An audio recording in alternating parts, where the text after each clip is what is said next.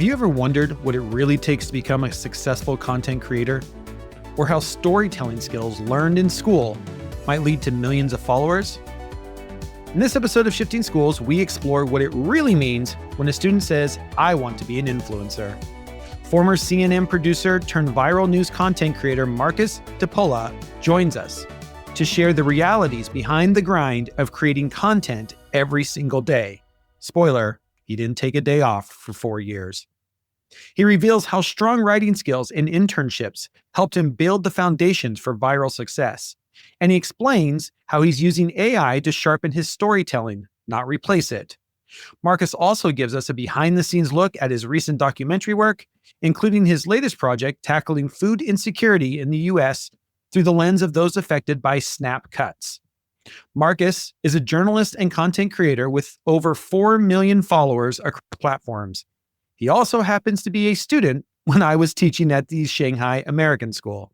With roots in traditional media, including CNN and NBC, he transitioned to digital storytelling during the COVID pandemic, leveraging his reporting background to produce impactful short-form news content. His work now spans viral TikToks, in-depth documentaries, and social justice storytelling. It's a great conversation about just what it takes to be a content creator.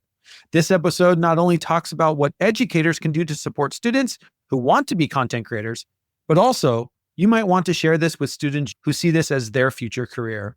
A great conversation with a content creator making a difference.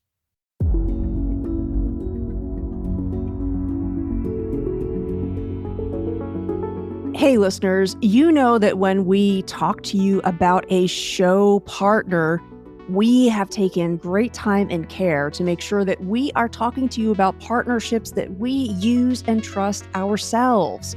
That's why I'm so excited to remind you of the incredible folks behind Poll Everywhere, the student response system that's trusted by over 1 million educators to transform lectures into interactive learning experiences. Poll Everywhere has just launched a brand new and improved version, and from experience, I can tell you it's a game changer.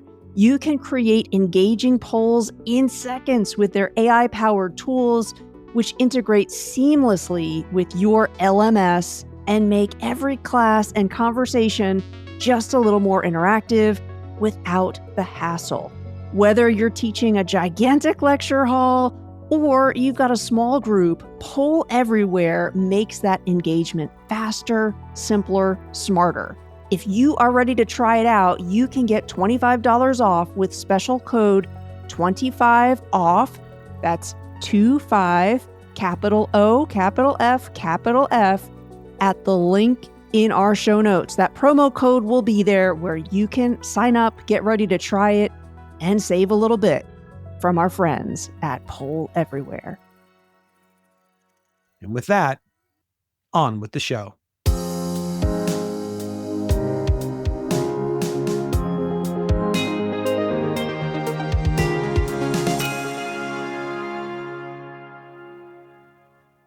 All right, welcome back to another Shifting Schools. I'm so excited to be here with Marcus. Marcus reached out to me. Golly, Marcus, I don't even remember a while back talking about AI stuff and some TikToks that you were doing. And we reconnected after our time together, I believe at Shanghai American School. Is that correct? Yep. Yeah. I was a teacher there and you were a student back in the day.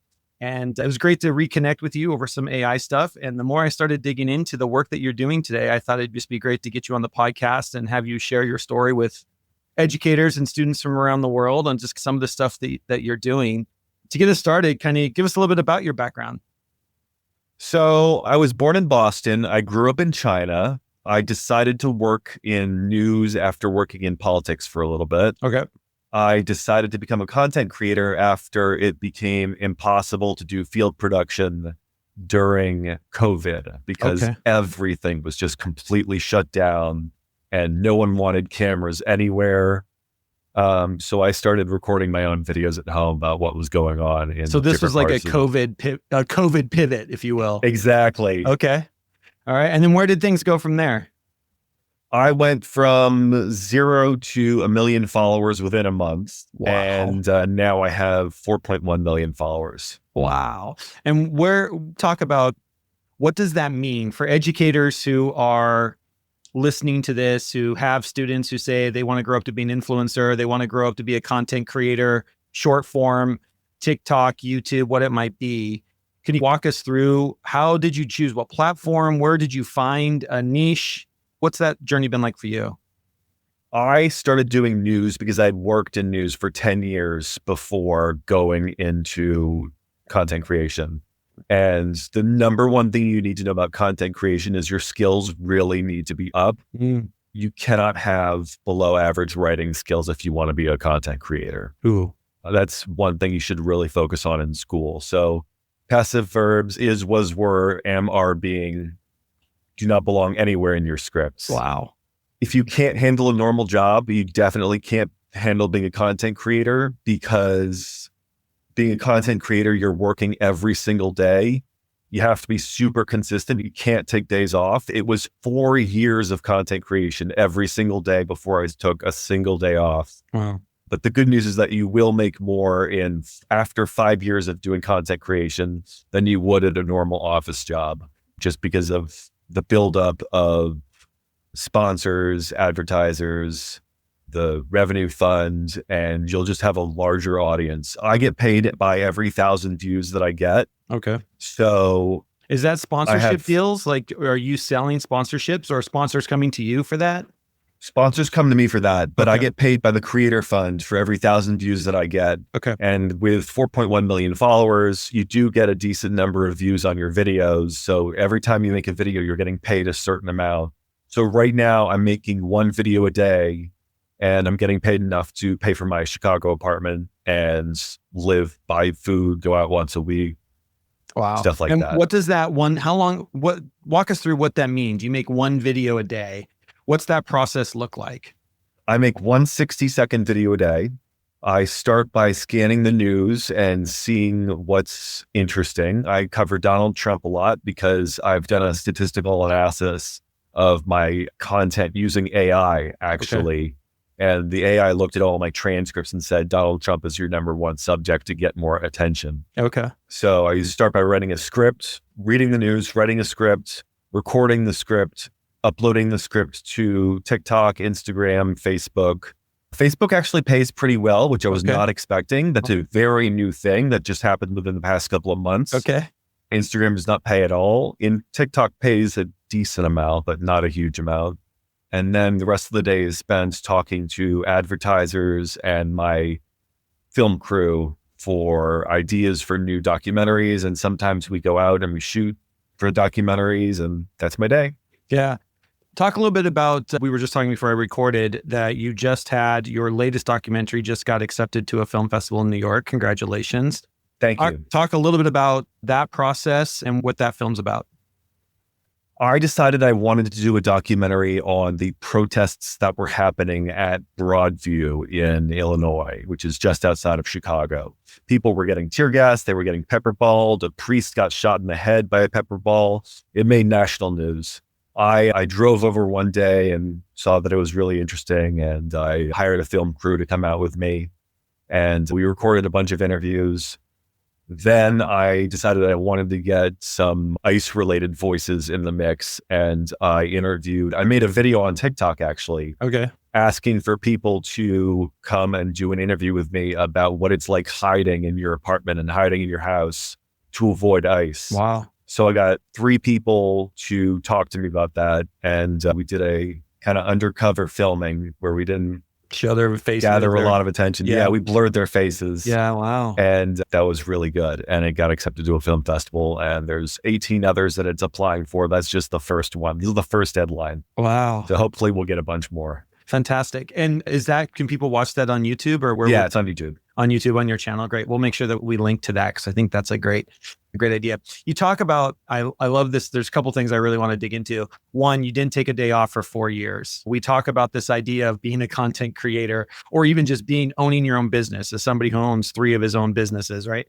This idea of the grind it is that I don't think a lot of people understand. And I can see students and young adults saying like, well, I'm just gonna be a content creator and you only have to work a couple hours a day and this whole thing. But talk about that, because it has to be a passion. Otherwise, you're just going to burn out. When you're first starting out, it is very difficult. Yeah. You're not getting a lot of traction. You have to know what you're doing. Your writing skills really have to be above average. I got to where I was in my first month because I have spent my entire career writing and filming and doing all that kind of stuff with traditional news outlets like CNN, NBC, all that jazz. It takes... the reason I didn't take a day off for 4 years is because I didn't think I could. I still hate taking days off. Yeah. I don't really enjoy taking days off. I try and make a video every single day. It's not really easy when you're starting. You can run into roadblocks, like you'll say the wrong thing on camera. Yeah. And people will be mad at you for an entire week and you get death threats in your DMs. That happens to everybody. It does not matter what your niche is. It happens to absolutely everybody. And you have to be able to control yourself and not respond because oftentimes your response is worse than just ignoring it. Yeah. Yeah. I like that. And I love just hearing it wasn't like COVID hit and you all of a sudden decided to become a content creator and had 1 million followers in a month. There's an entire backstory of you working for CNN, you in the grind. There's so many other skills that you were able to bring together in that moment of pivot when you decided to go be a content creator for yourself. But there's this whole history of skills that you've built up over time. It's not like you just decided like, oh, I'm going to be a content creator now. You had an entire history of being in the space of writing and filming and working for CNN. And like, it's not something, and I just think that gets lost so much because you can go on TikTok or any of the platforms and watch a million different TikToks of like, I make $100,000 a month in the first 3 seconds. Those I'm crack like, me yeah, up. that's not really how it works. There's a lot of work that goes into being a content creator. And then once you start creating that content, maintaining it, every single day is a 60-second something somewhere. You got to have the content out there in order to make it work. I want to talk a little bit about AI. You keep mentioning that writing is an important skill. I can already hear high school students in the back of my mind saying, well, that's easy enough. I've got ChatGPT now to write these scripts for me. So it'd be easy to become a content creator. I just have to give it the right prompt and it'll write incredible scripts. I don't really have to be a writer these days. Can you maybe talk to that of how are you leveraging AI? What are some good uses of AI in your work? And what are some places you found that it really falls short? I use AI to simplify words and sentences for me. If I want to get 3 facts across and I just can't figure out how to get all 3 facts into a single sentence, I'll go to AI, I'll go to ChatGPT and say, can you put these 3 facts in a sentence that makes sense for me? And I'll get back something that's super useful for me. You cannot use ChatGPT to write the entire script. And the reason you can't do that is because it's average. It's the average use of the script, and you need to be above average. All your competitors are using ChatGPT to write their scripts. And if you want to gain followers and get views, you have to be better than that. I love that. Are you using AI in any other parts? Are you using it for video editing or clipping? Or is it really mostly just in the pre-production writing scripts process right now you talked about using it to like analyze what your trends are, some of that stuff. And a lot of that's being built in now to a lot of these platforms. They've got AIs built in that you can go in and do that with as well. Yeah, it's really cool. I generally like to rely on humans for my post-production and my production. The one way in post-production that I'm able to use it is by getting feedback on a documentary that's already finished. And AI can only listen to the script. It can't watch the visuals yet. So it'll help you figure out who should go first in the film and who should go second and what topics to hit. And sometimes it'll even help you write a VO or a voiceover. But that's about it. It can't fully digest your video yet. Yeah. We'll get there. But yeah, I think that's definitely a limitation on it for sure. If you could go back and talk to yourself in high school, knowing what you know now, what advice would you give yourself in high school or other high school kids who might be listening to this? What advice would you give them? I got really lucky in that I figured out what I wanted to do with my life very early on. So if you figure out you want to do content creation, you should do what I did and go and make content for someone else under their guidance. So if I could do it all over again, I would still go do my 6 internships at Fox, at Viacom, at Muse 12 New Jersey. And I would still learn from all the people that I learned from. I'm still friends with some of my people for my internships. Yeah. So students should really be focusing on getting the best internships possible, because that's where you really learn your stuff. I love that. And I think we're in a point right now in education where we're seeing this turn back to internship programs and allowing kids in high school to do internships and apprenticeships and what that means for the future. So what's next for you? You've just finished up this documentary on the ICE things going on in Chicago. What's next for you? Where are you going next? I am going to be doing a documentary on SNAP. I have already spoken with a couple people who have lost their SNAP because of the shutdown. They're stretching their food, and I'm going to check in with them about a week from now to see if they run out of food and see if they want to talk about what it's like to run out of food. All right. So be looking for that documentary next. Marcus, thank you so much for taking time to chat with us today. If people want to follow you, want to see some of your work, what's the best way for them to do that? Just plug my name into Google and you'll find everything. You own the Google page, huh? That's great. That's the best. That is by far the best resume a person can have. Just type your name into Google and you'll get everything you want on every platform. Marcus, thanks so much for taking time to talk with us today. Really appreciate you stopping by. Good luck with everything. Good luck with the last documentary, going to the film festivals, and excited to see what comes of the next one. Thanks so much, Jeff.